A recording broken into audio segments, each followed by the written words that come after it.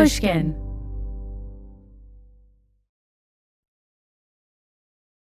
This series includes content that may not be suitable for all listeners. Listener discretion is advised. Previously on Valley of Shadows. He said, look, if you go forward with this, Deputy X, Y, and Z are going to know exactly what's going on. So you got to protect me. What's the image on the back of your jacket? It's a pig with horns. She heard from a friend who she refused to name that Deputy Aujay was jogging near the Punchbowl when he came across Deputy Engels' meth lab and was killed. Word on the street has been that Deputy Engels has been involved with drugs for a very long time. Yeah, that's pretty frightening.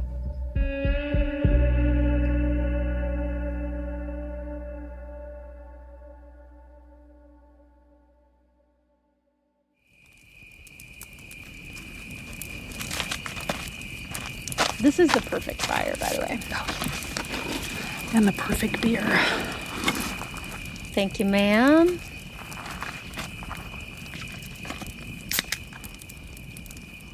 We're in the Angeles National Forest near the Devil's Punchbowl.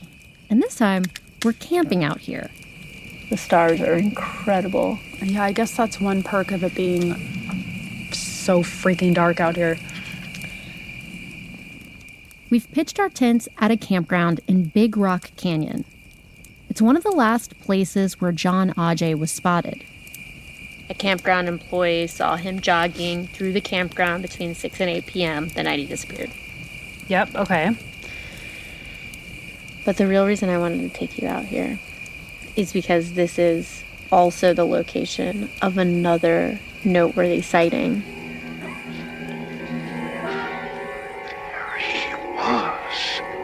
Bigfoot, standing no more than 100 yards from my blind. I began to shake all over. He was awesome. This is, according to a Sasquatch expert, this is where Bigfoot hangs out when he's migrating from the Pacific Northwest to Mexico. So you lured me out here, have me set up the tent, and now I have to sleep out here with Bigfoot. Yeah. Oh my God. Okay. For decades, campers and hikers have reported seeing a Sasquatch creature in the forested areas near the Devil's Punchbowl. And one of the first sightings in these parts happened on April 22nd, 1973.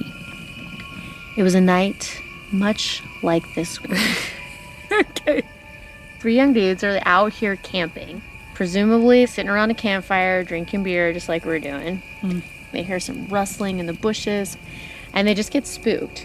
So they pack up all their stuff, hop in their truck. And Bigfoot jumps out of the bushes and starts chasing after He starts chasing after the truck.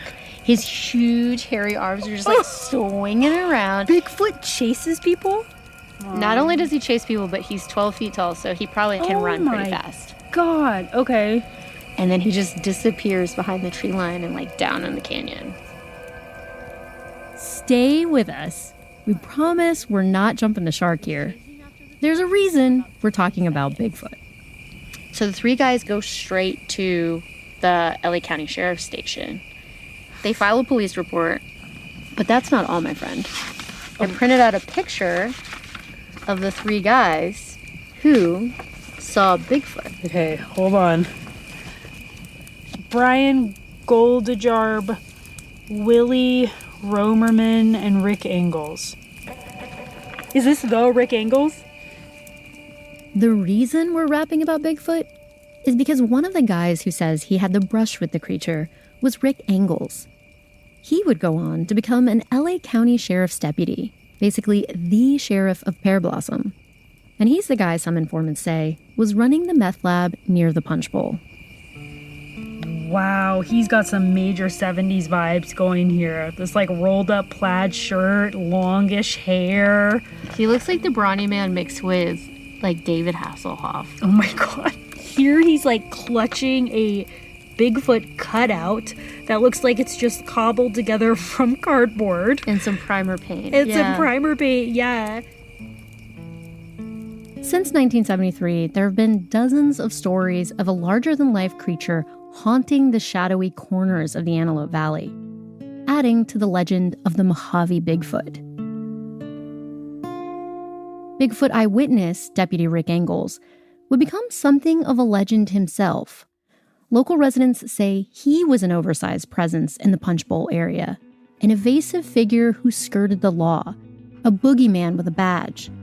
Rick Engels ran that desert town of Pear Blossom, and they looked the other way. But then when it comes to the killing of a cop, that was a whole different ballgame. Chris Turk says the word around town was that Deputy Bigfoot Engels was behind Jon Aujay's disappearance. Do I believe what I heard on the streets? Yes. Do I believe Engels is a dirty cop? Absolutely. These rumors make their way to homicide detective Larry Brandenburg and narco detective Darren Hager during their Aujay investigations. But how much of these stories are fact and how much are fiction? Are they just local lore? Or is there evidence to back up the claims? What the Are you fucking kidding me? What the F was that? That's the beast we're chasing down. I'm like holding your hand. What the motherfuck is that? Oh my god, I'm never gonna sleep. I'm Betsy Shepard.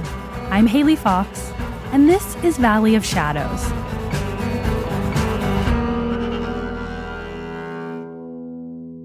Episode 5, The Legend of Bigfoot.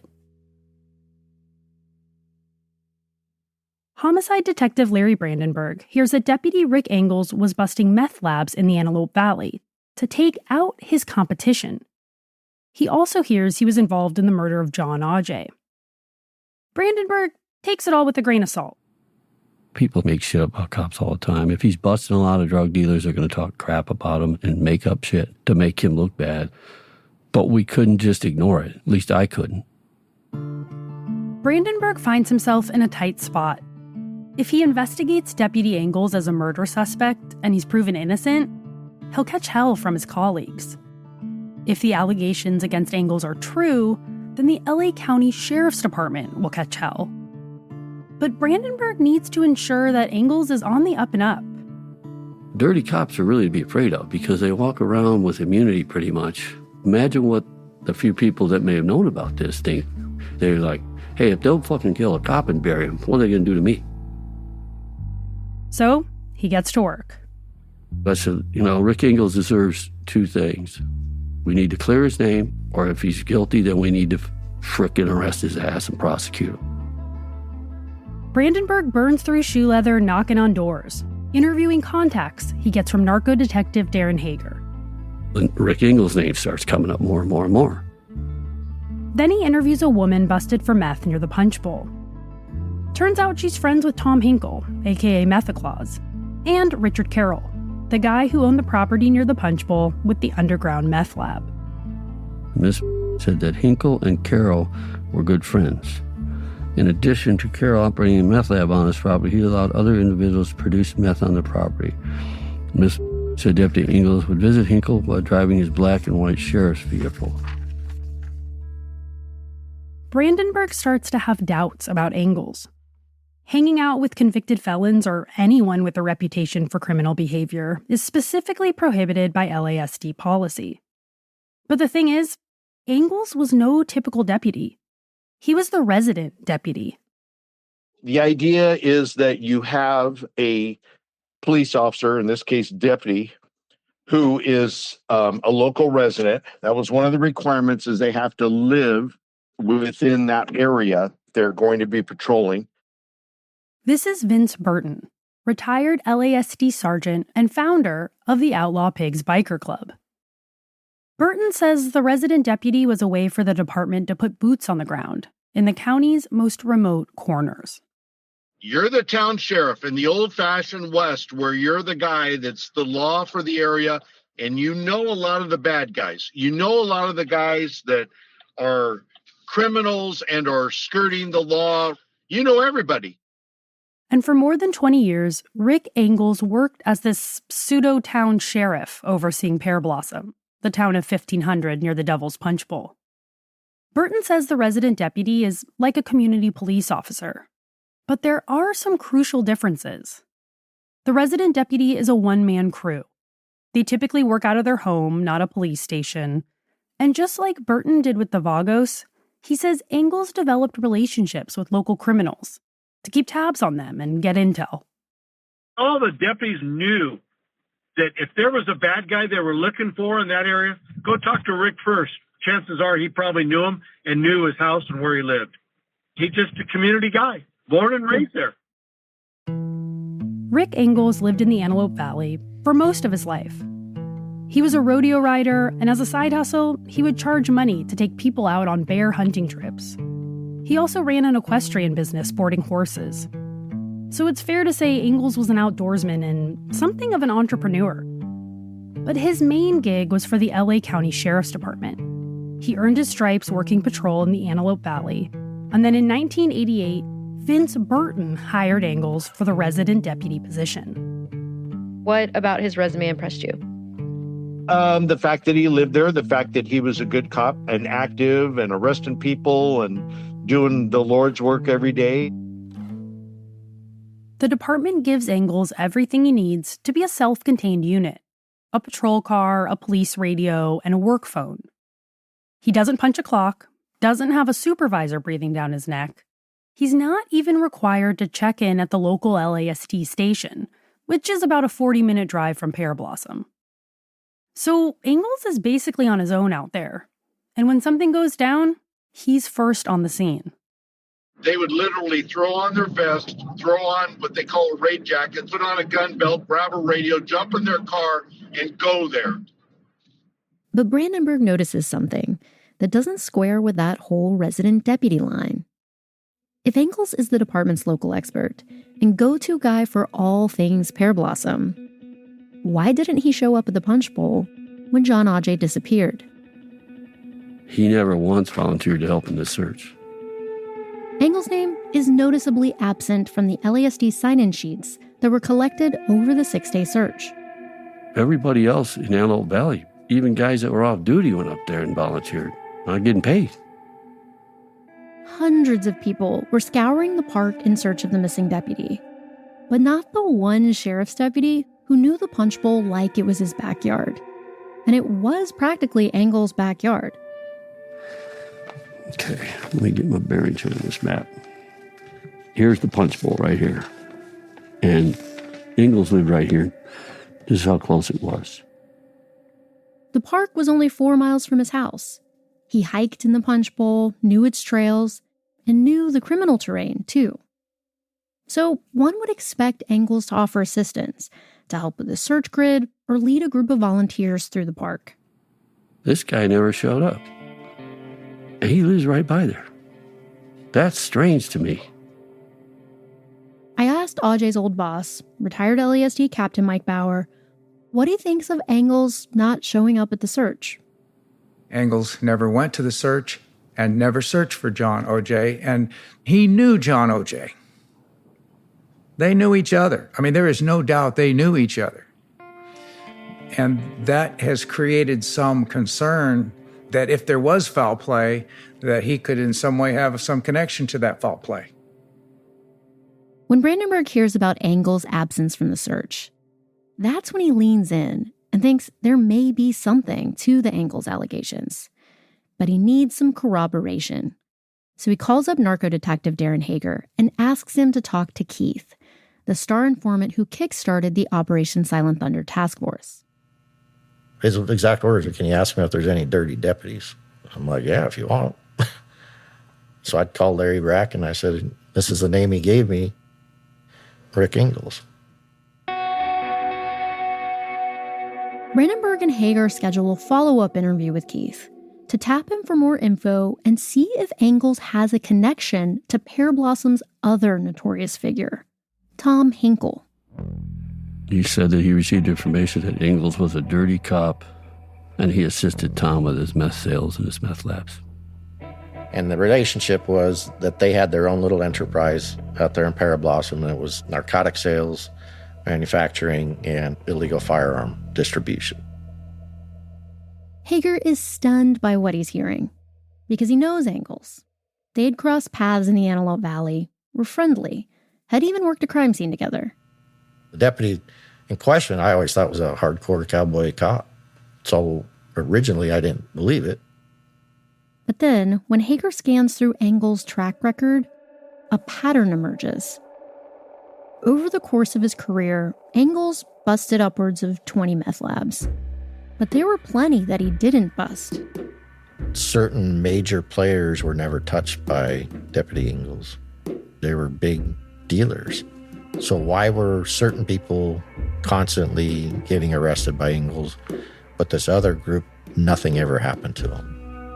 That raised a red flag to me. One of the untouchables was Tom Hinkle. Hager thinks that's pretty suspicious because Hinkle's place was a whirlwind of meth activity, and it was just 2 miles from Deputy Engels' house. It's like, are you kidding me? You can't smell this? Why wasn't this ever taken down? And then Hager remembers a peculiar encounter he once witnessed between Deputy Engels and Tom Hinkle. It was back when Hager was still working patrol. There'd been a bombing in Parablossom that left a woman dead and her son severely injured. And there were tire tracks leading from the site directly to Hinkle's house. Engels and Hager were both dispatched to the scene. Hager says that as they approach Hinkle's front door, Engels tells Hager to peel off, to go to the top of the hill and cover him, while he approaches Hinkle alone. And I go, that's awfully odd. We got a homicide victim laying there, a kid's leg blown off, and you're going to go contact a homicide suspect by yourself because you followed the tire track straight to this guy's house. And Engels goes, I know this guy, go up there. I'm like, okay, you're the boss. This is your area. Hager didn't think too much of it at the time, but given the rumors he's hearing about Engels, he sees it in a new light and wonders, is Engels protecting Hinkle? He only knows of one lab that Engels busted that was linked to Hinkle, and that was the one on Rick Carroll's property near the Punchbowl. But Engels didn't really take down the lab. The operation was organized by the California Bureau of Narcotics Enforcement. The lab was empty. It was gone. Hager suspects Engels knew about the raid in advance and helped clear out the product beforehand. It's easy to police somebody you don't know, but it's hard to police somebody that you grew up with, especially if they're doing something wrong. Mike Bauer thinks that corruption is all but inevitable when a resident deputy is policing his friends and neighbors. The resident deputy programs creates a little chief of police in an area, and that person has no supervision. And the line between law enforcement and lawbreakers becomes blurred, like the photographic evidence of Bigfoot. In other words, it's not safe not because of criminals, it's not safe because of law enforcement, and there's nothing worse than that.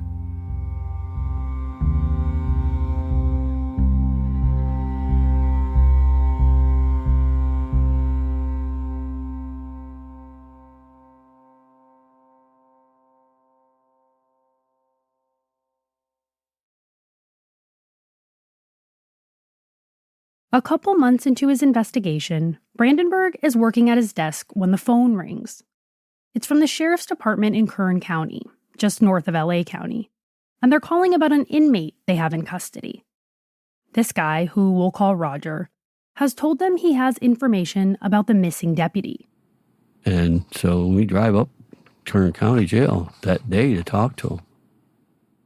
Roger is supposed to be sent back to LA to face some outstanding warrants, but he's terrified to cross back over county lines. He goes, I can't go to LA County Jail. I can't go there. They're going to kill me. They know I know this stuff. The witness is due to be transferred to LA County Jail, which is run by the LA County Sheriff's Department, which he's terrified of because of what he knows about Aujay.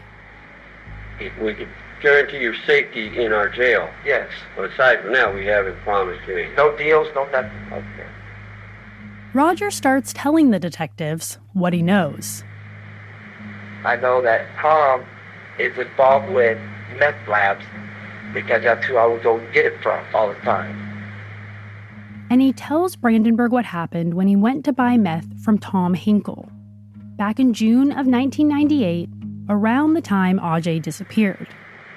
I went up to go purchase some methamphetamines for a friend.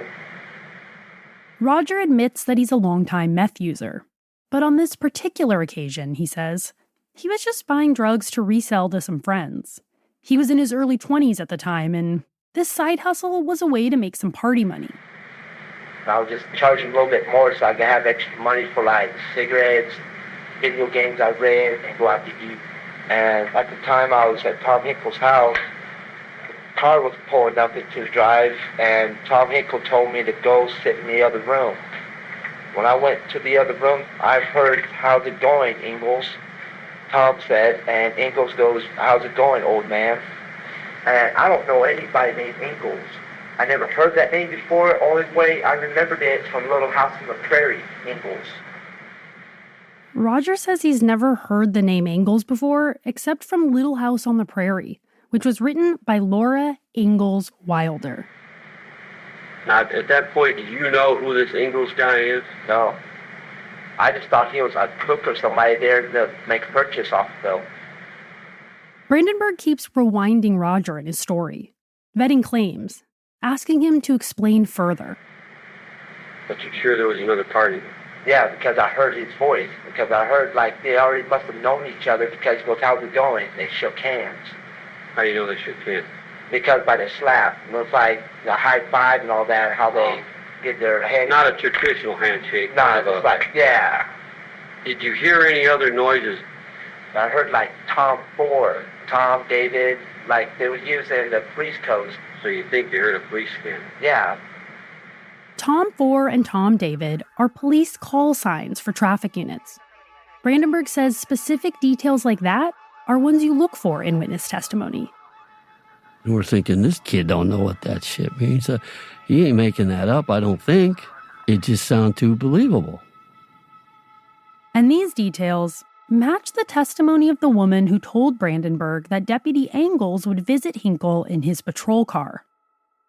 The night Roger's there, he overhears the two men from another room, so their conversation is a bit muffled and distant, but he still catches fragments of what they say.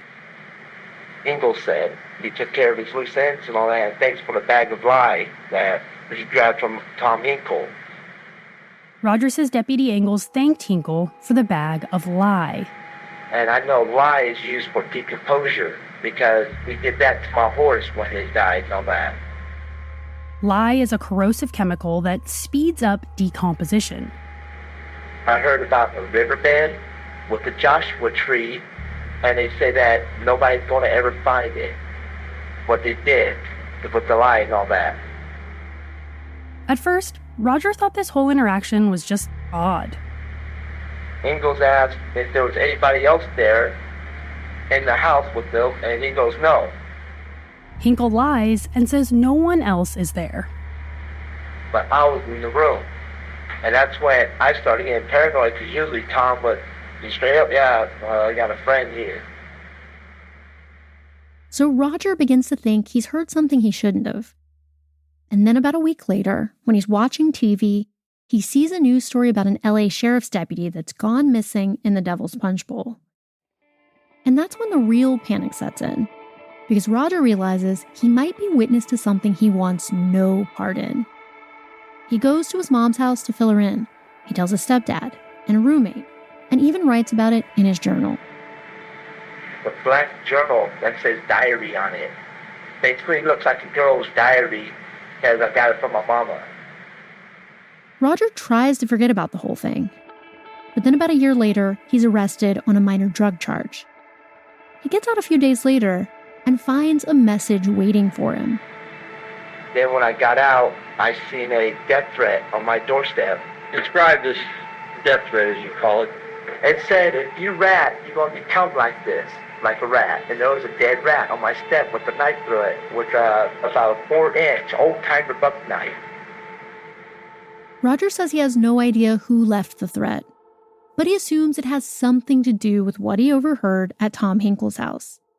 And it scares the shit out of him. I took it as serious. It's like, I don't want to die for something that I don't know about. Okay. Just like bits and pieces I heard. So what did you do then? I packed my shit and I left.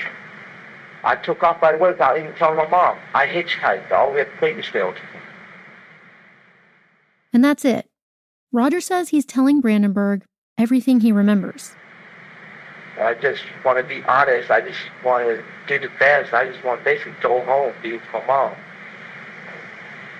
Okay, that's going to conclude the interview. Going off tape.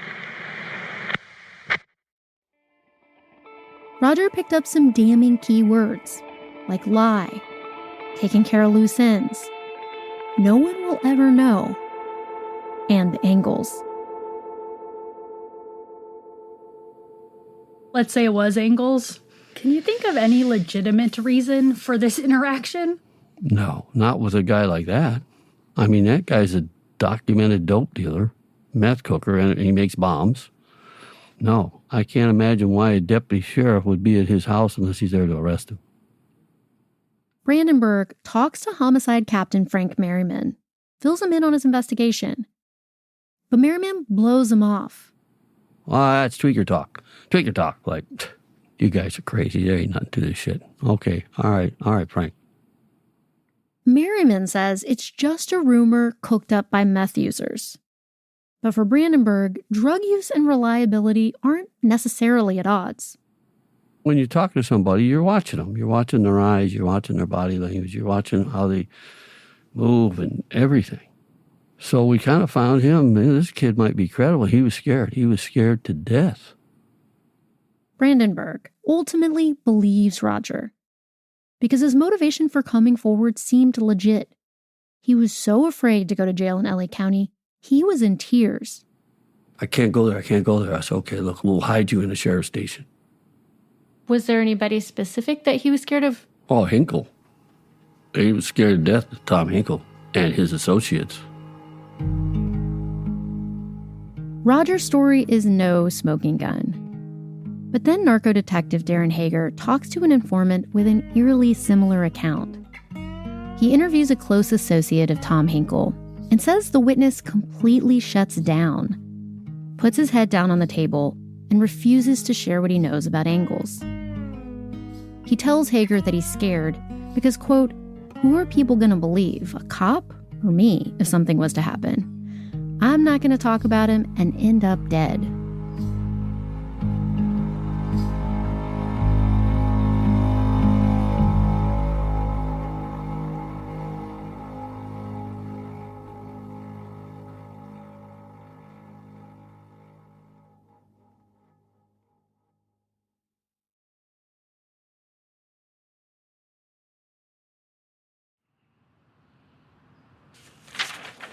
So looking at all of these informant statements, you have different people saying different things, but they're not contradictory statements. Not mutually exclusive, no. So there's a world in which they fit together like puzzle pieces. Mm-hmm. Betsy and I are sitting at our kitchen table, surrounded by stacks of documents from the Aujay case file. We're taking stock of what we've learned so far and trying to work the info into a coherent theory.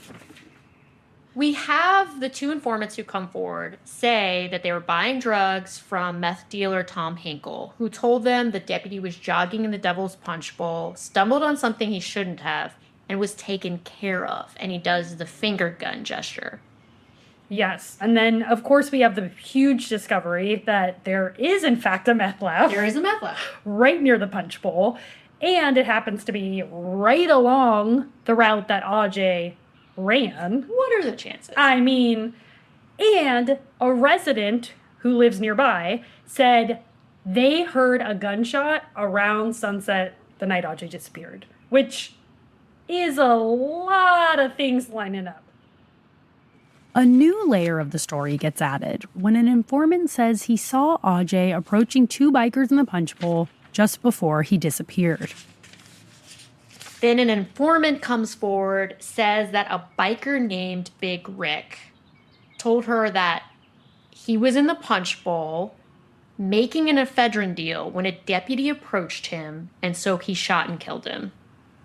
Which is wild to hear, okay. Basically a confession, but there was a third man. The third man. Involved in Aujay's disappearance, according to some informants. Mm-hmm. There's a woman who's tied in with these bikers. She says that she overheard the bikers talking. They said that Aujay was murdered because he stumbled on Deputy Engels' meth lab. Names him, yeah. If that was just a one-off, we could dismiss that as hearsay, but multiple informants come forward, say that Engels is a dirty cop and that he's involved in meth labs with Tom Hinkle. Mm-hmm. But the part that really gets me is Roger's testimony about the conversation he overheard between Deputy Engels and Tom Hinkle. They're talking about using lye to get rid of something, so, quote, no one will ever find it, and they're talking about taking care of their loose ends. Yeah, I mean, what could they be talking about? Unless Engels had a horse that died, and the horse's name was Loose Ends, what would they be using that lye for? Yeah, that seems like a stretch. It's a lot of circumstantial evidence, but the pieces can be arranged into a solid story. Hinkle is running meth labs. He has a silent partner in Deputy Rick Engels, according to some informants. They're working with outlaw bikers, specifically Big Rick, who's delivering the supplies for their meth lab. Big Rick is out there making an ephedrine drop-off when Aujay happens to be running through the area. Mm-hmm. Big Rick kills him to prevent the meth operation from being exposed. Yeah, I mean, this is not a super complex criminal conspiracy. It all makes sense. We ask Brandenburg and Hager about the picture that's taking shape in our minds, and they confirm that was their working theory of what happened. But the detectives add another wrinkle. They consider a scenario in which Aujay was returning to his truck when he spotted an LASD patrol car parked nearby, or maybe a uniformed deputy, and headed over to see if he needed help. Aujay went to help Rick Engels with these bikers, thinking that Rick was confronting these bikers on his own. Aujay went to back him up and found out Engels was on the other side. And oh shit, now they're like, what do we do with this cop? We can't let him go, because we're all going to prison. And I'm going to lose my job, my career, my livelihood. And they had no other option but to get rid of Aujay, or else the whole organization would have been taken down. Sorry, John. This fits with an overarching rumor about Aujay, that he was trying to be a hero when he was taken out. But again, this is just a theory until they find a way to prove it. So Hager and Brandenburg level up their investigation into Engels to finally figure out if this Bigfoot was real or just folklore. As part of Operation Silent Thunder, Hager and the DEA get permission to review phone logs of various players in the meth world, including suspects in the Aujay case. These logs don't record what is said on the phone, but keep track of the numbers dialed. As soon as the number's dialed, it'll document the date and time, and then it tells you the duration of the call and the time that it ended. And it would tell you incoming or outgoing to whichever target phone number that you're looking at. And it showed a connection of Engels calling people with a criminal record that were involved in the dope world and vice versa. The logs show a web of connections in real time, revealing who's calling who as Operation Silent Thunder is being carried out. They also reveal a more complex system of messaging that was intended to conceal certain relationships by using a go-between. For example, Engels wouldn't phone Hinkle directly. Hager says he would phone a certain someone, and then that person would immediately call Hinkle. Hager and the task force were also able to get a hold of Engels and Hinkle's phone records from back in 1998. And those logs show that over the course of a few days after Aujay went missing, both Hinkle and Engels paged the same number multiple times. Remember, this is the 90s. Pagers were how you got someone to call you back ASAP. So why would a cop and a drug dealer be urgently trying to talk to the same person in the immediate aftermath of Aujay's disappearance? The detectives don't know who this pager belonged to, so they have a lot of circumstantial evidence tying Hinkle and Engels together. But they still need hard evidence a crime was committed. So I put the search warrant together to put a tracking device on his county vehicle, his phone records, well, cell phone, home phone, and his financial records. Engels isn't the only one named in Brandenburg's affidavit. Tom Hinkle, Richard Carroll, and some of their associates are also targets. But Engels is the main suspect. Deputy Engels is assigned as the Little Rock resident deputy. Brandenburg is reading from his search warrant affidavit. Your affiant believes that Deputy Engels and other unidentified individuals murdered Deputy Aujay to prevent him from arresting them or exposing their criminal activity. You got to write that kind of strong so the judge gets it. Everything may not come out to fruition, but you're allowed to make those kind of opinions based on what you have. Then Brandenburg takes the affidavit to someone at the district attorney's office to give it a look. I had him review it. DA friend of mine. He's a solid warrant to me.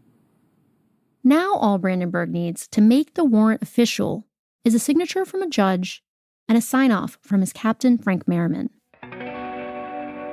Frank, he immediately went ballistic. And he started yelling at me, took the warrant, put it in his drawer.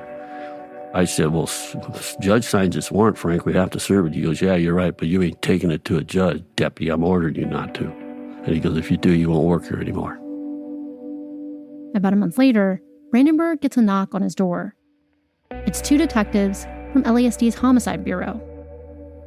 And it's Joe Holmes and Brian Steinwand, who I've known for many years. We're gangs with them. We're all good friends. And they said, hey, Larry, we're ordered to come out here and get everything you got in the case. No hard feelings, but they ordered us to come out here. Okay, here's the shit. Take it. How did that make you feel? Oh, I was pissed.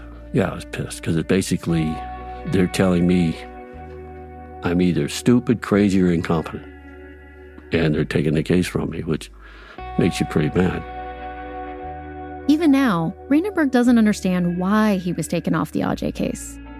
If it wasn't a homicide, wouldn't the department want proof that Engels didn't do any of the things witnesses and informants accused him of? The only thing Brandenburg can figure is that the department was scared of what he might find.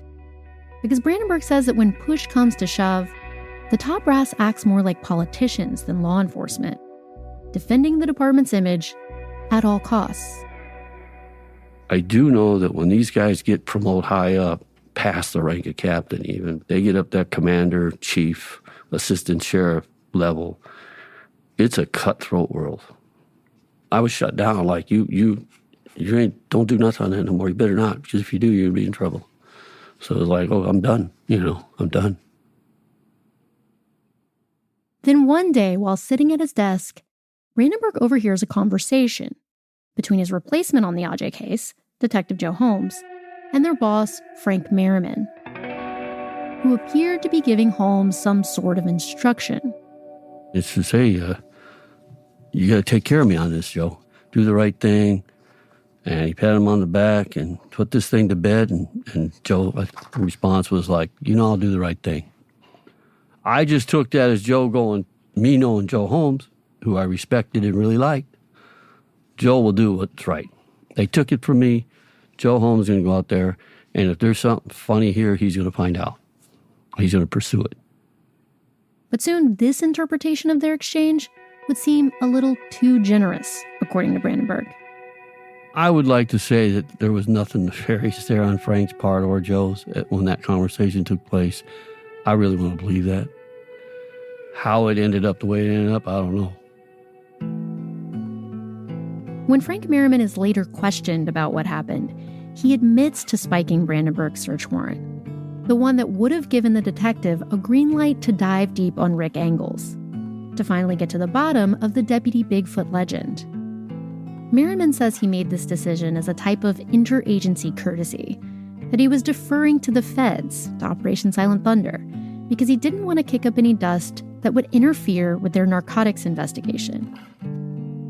But Brandenburg doesn't buy it. Honestly, it baffles me to this day. The DEA was baffled by it. And the DEA agents were beside themselves. What the fuck's wrong with your department? What's wrong with these people? Narcotics detective Darren Hager doesn't buy it either. A homicide captain saying, "Detective, do not find out if this guy's guilty or innocent. Don't do it." Who does that? Why stop it? I mean, what would it hurt? The only thing it would hurt is if he's guilty. And if he's guilty, they sure don't want to find out that he's guilty.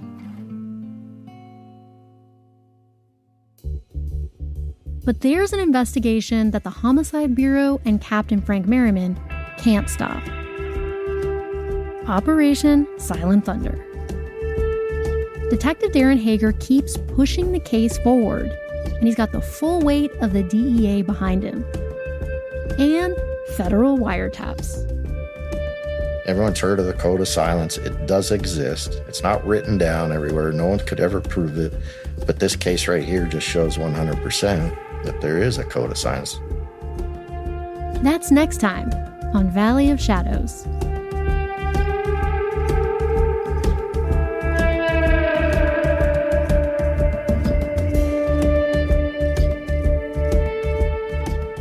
If you have any information or tips related to the disappearance of Jon Aujay, please call 213-262-9889 or email shadows@pushkin.fm. Valley of Shadows is reported, written, and produced by us, Haley Fox and Betsy Shepard. Our editor is Diane Hodson. Our executive producers are Jacob Smith and Alexandra Garreton. Original music by Jake Gorski, Ray Lynch, Mike Jersich, and Hayden Gardner. Sound design by Jake Gorski. Fact-checking by Annika Robbins. Additional production support by Sonia Gerwit. And our show art was designed by Sean Carney and Betsy Shepard. Special thanks to Nick White for show art photography. Valley of Shadows is a production of Pushkin Industries. To find more Pushkin podcasts, listen on the iHeartRadio app, Apple Podcasts, or wherever you listen to podcasts. From Type 2 Fun, we're Haley and Betsy. See you next week.